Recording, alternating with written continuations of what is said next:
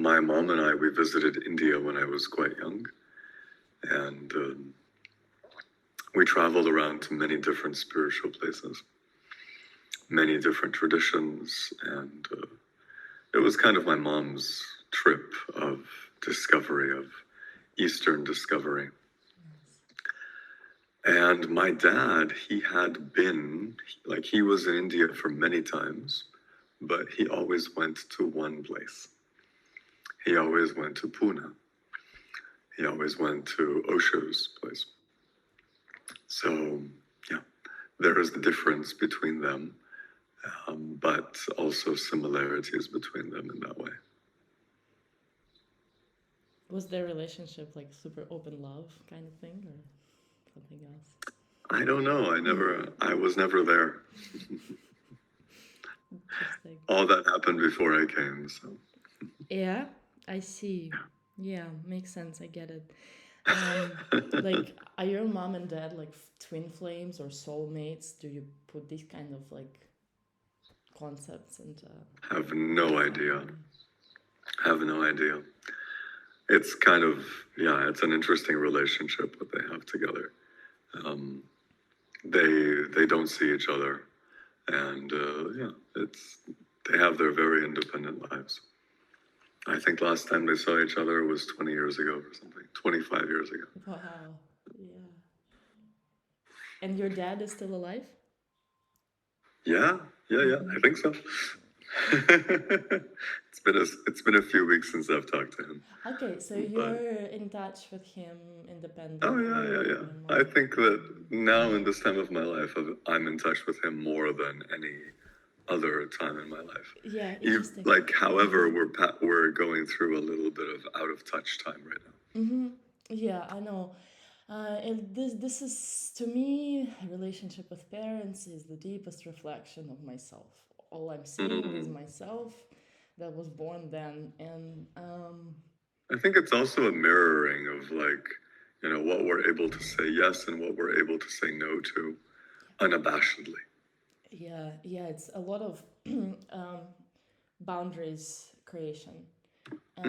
Like knowing where my mom ends and myself starts, and when my mom is like completely deep inside of, my, let's say, like she goes too deep into knowing my personal life, for example, or even professional life, then I set my boundaries and say, this is, I'm still developing this. Like, to me, my mom, my dad have always been my greatest stakeholders in my life, investors. And Are they still together? no, my dad died, but they've always been like people who I've wanted to showcase my best self.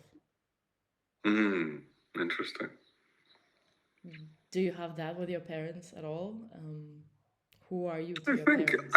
I think we all have that to an extent, but I feel like I have that less. Um, but it's something to consider better.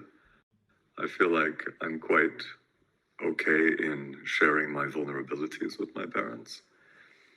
But I'm also very, real about sharing with them what I see that I don't really agree with of what they do in their lives. And that is something that I think I've become more flexible with my dad about recently, and I think he wasn't really ready for that. So I was giving him, when you give people authentic feedback and they're like, oh my God, nobody's ever, given me authentic feedback before. Yeah, I know. You're being mean. You're not being considerate. And it's like, okay, well then I guess I did what I needed to do because Yeah, for sure. I respect this type of work. This is showing up to me. This sharing unconditional truth to someone you love and care about. What can be better than that, And yes, it sometimes comes with certain consequences that we gotta deal with and dance with. yeah. What makes you so calm, at least on the outside? You're always quite calm. Yeah, I guess a lot of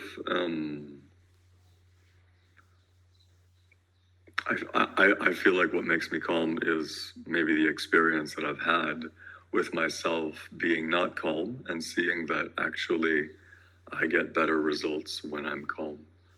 And there's no reason to be not calm. Mm-hmm. There's no reason to be, hyperactive. And yeah, I don't know. Maybe it's something that I don't like my hyperactivity. Maybe I don't like to share it.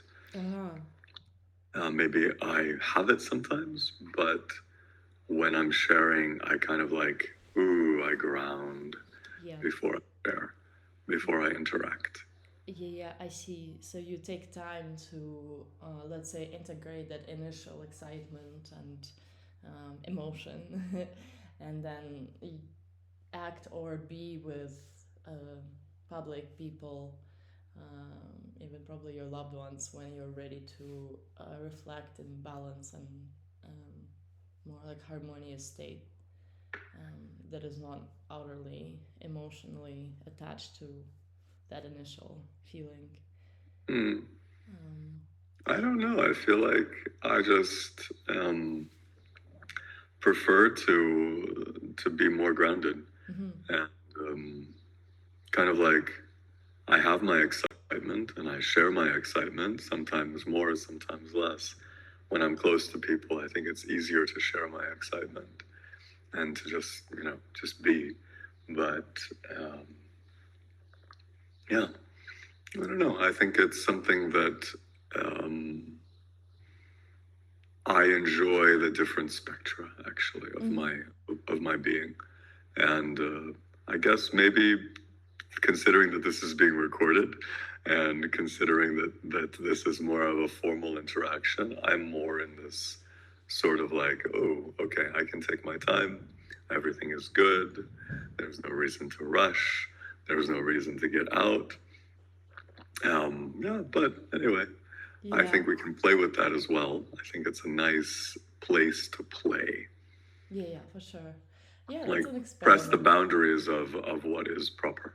Yeah, it's experiment, of course. I think also proper, to me, online identity and communicating online has been a great experiment, even to my actual identity, physical. I've used digital as a space to even push more boundaries about me because it was, I guess, easier to do than in live setting with someone. Kind of safer, like a little layer.